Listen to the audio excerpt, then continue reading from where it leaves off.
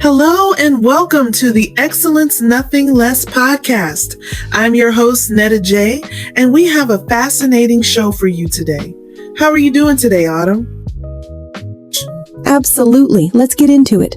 You know that feeling when your boss starts acting a bit imperial? Imagine if your CEO actually was an emperor. Today we're discussing Nero and the rise of modern authoritarian leadership. Right.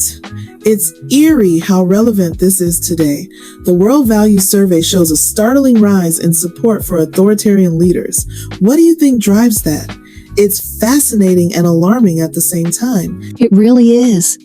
People often look for strong figures during uncertain times, which echoes Nero's reign. But first, let's unpack who Nero was beyond the infamous fiddler. Definitely. He became emperor at just 16, right? And his mother, Agrippina, played a huge role in his rise. It's quite a family drama. Exactly. She married her uncle, Emperor Claudius, and allegedly poisoned him to place Nero on the throne. And then, he later had her murdered. Talk about a toxic family dynamic. Wow, that's some heavy stuff. It makes you wonder how that kind of upbringing influenced his leadership style. Absolutely.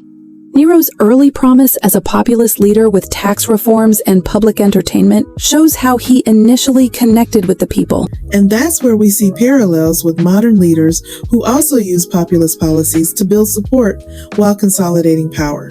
Exactly. These modern authoritarian figures frame their agendas as freedom of choice, masking their true intentions. It's like a democratic mask over authoritarianism, huh? What do you think about the concept of digital Caesars? Great point. Nero was all about public spectacle. Singing, playing the lyre. He bypassed traditional institutions, appealing directly to the masses. So, instead of Twitter, he had the amphitheater.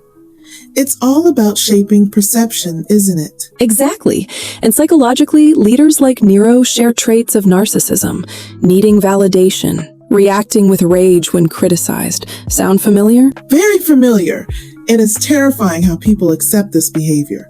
What do the surveys say about this support for authoritarianism? The numbers are alarming.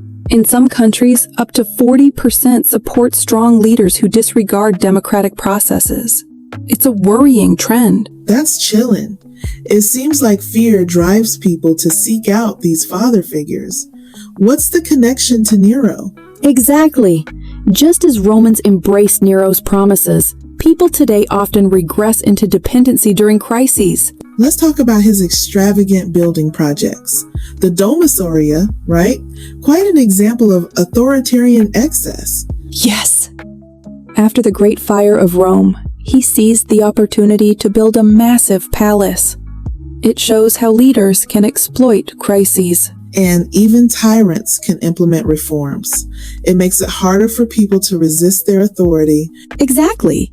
And they maintain control using tactics like divide and rule, which is still relevant today. Right? And that phantom democracy concept, maintaining the appearance of democracy while controlling everything behind the scenes? Correct.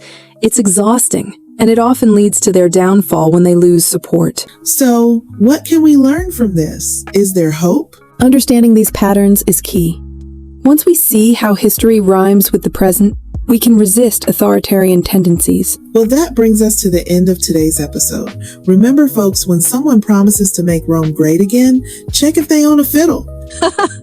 Until next time, stay blessed, stay faithful, and remember, nothing less than excellence will do.